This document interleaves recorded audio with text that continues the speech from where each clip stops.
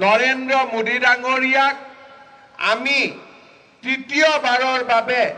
ভাৰতৰ প্ৰধানমন্ত্ৰী বনাব লাগিব আৰু মোদী ডাঙৰীয়াক যদি আমি ভাৰতৰ প্ৰধানমন্ত্ৰী বনাব লাগে তেতিয়াহ'লে ডিফুত আমি অমৰ সিং টিছুক বহুত ভোটত জিকাব লাগিব যোৱাবাৰ আমি হৰেন সিং বেগ 2,30,000 ভোটত জিকাইছিলো এইবাৰ অমৰ সিং টিছুক আমি 3 লাখ ভোটত কাৰ্বি আলং আৰু ডিমা হাছাওৰ পৰা জিকাব লাগিব পাৰিবনে নাই হ'ব ঠিক আছে আজি মই দুটা তিনটা কথা কব খুজিছো ইলেকশন আহিব অমৰ সিং টিছু জিকিব আৰু নৰেন্দ্ৰ মোদী ভাৰতৰ প্ৰধানমন্ত্ৰী হ'ব কাৰ্বি আলং আৰু ডিমা হাছাও জিলাৰ উন্নতিৰ বাবে আমি যিমান কাম কৰিব লাগে আমি কৰি থাকিম কিন্তু মই আজি কেইটামান কথা আপোনালোকক নতুনকৈ কব খুজিছো ইয়াতে আপোনালোকে হাত উঠাওক কাৰ কাৰ ঘৰত ৰেচন কাৰ্ড আছে কাৰ কাৰ ঘৰত ৰেচন কাৰ্ড আছে হাত উঠাওক ওপৰতো হাত উঠাওক কাৰ কাৰ ঘৰত ৰেচন কাৰ্ড আছে সবে হাত উঠাওক ৰেচন কাৰ্ড কাৰ কাৰ আছে মই কিবা ভাল কথা এটা কম ঠিক আছে এতিয়া আপোনালোকে কক অৰুণোদয় কাৰ কাৰ আছে নোহোৱা বিলাকক পিছত কম অৰুণোদয় কাৰ কাৰ আছে হাত উঠাওক ঠিক আছে অৰুণোদয় নাই কাৰ কাৰ হাত উঠাওক এতিয়া মই আপোনালোকক এইবাৰ কব খুজিছো কি মোক আৰু আপোনালোকে অৰুণোদয় খুদি থাকিব নালাগে যাৰ যাৰ ঘৰত ৰেচন কাৰ্ড আছে তাৰ ঘৰত মই ডাইৰেক্টলি অৰুণোদয় দি দিম হ'ব এতিয়া আপোনালোকক এখন আমি সাৰ্ভে ফৰ্ম বনাইছো কাৰ কাৰ ঘৰত ৰেচন কাৰ্ড আছে কিন্তু অৰুণোদয় নাই আপোনালোকে মোক লিষ্টটো বনাই দিব প্ৰত্যেক বুথৰ পৰা আৰু মই আপোনালোকক কমিটমেন্ট কৰিছো যে 2024 চনৰ ভিতৰতে কাৰ্বি আলং আৰু ডিমা হাছাও জিলাত যিমান মানুহৰ ঘৰত ৰেচন কাৰ্ড আছে সকলোকে মই অৰুণোদয় দিয়াৰ ব্যৱস্থা কৰিম ভাল কথা কলো নে নাই ভাল কথা কলো নে নাই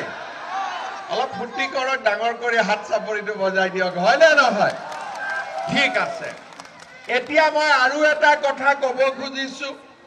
আমাৰ কাৰ্বি আলং আৰু ডিমা হাছাও জিলাত আমি শিক্ষাৰ উন্নতি কৰিব লাগিব সেই কাৰণে এইবাৰ আমি এটা সিদ্ধান্ত লৈছো যে কাৰ্বি আলং ডিমা হাছাওৰ যিমান ছোৱালী মেট্ৰিক পাছ কৰি কলেজত এডমিশন লব সব ছোৱালীকে মই চৰকাৰৰ পৰা 10,000 টকাকৈ গিফ্ট দিম হ'ব আৰু যিমান ছোৱালী ডিগ্ৰী পাছ কৰি হায়াৰ সেকেন্ডাৰীত নাম লগাব তেওঁলোকক মই 12,500 টকাৰ গিফ্ট দিম আৰু কাৰ্বি আলং ডিমা হাছাও যিমান ছোৱালী সেন্ট্ৰেল ইউনিভাৰ্চিটিত পঢ়িব বা গুৱাহাটীত গৈ ইউনিভাৰ্চিটিত পঢ়িব দিল্লী কলিকতাত গৈ ইউনিভাৰ্চিটি পঢ়িব তেওঁলোকক মই 25,000 কৈ চৰকাৰৰ পৰা দি আছো ভাল হ'বনে নাই আৰু এই বছৰতে আমি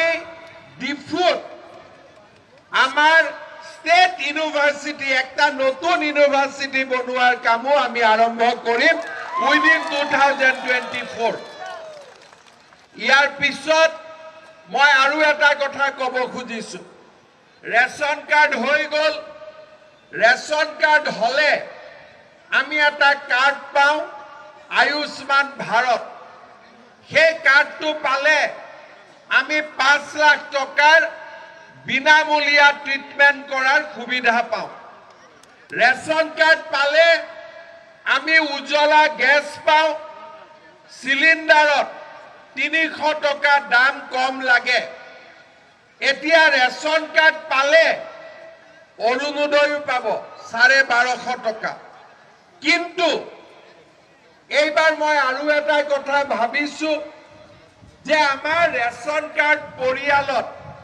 যি মুৰব্বী মানুহ থাকে, সেই মুৰব্বী মানুহৰ যদি কিবা কাৰণত মৃত্যু হয়, এক্সিডেণ্ট হয়, পৰিয়ালটোৰ বহুত দুখ আৰু কষ্ট হয়। সেইকাৰণে এইবাৰ ৰেচন কাৰ্ডৰ পৰিয়ালৰ যি মুৰব্বী মানুহ হ'ব, হেড অফ দ্য ফেমিলি, তেওঁক আমি চৰকাৰৰ খৰচত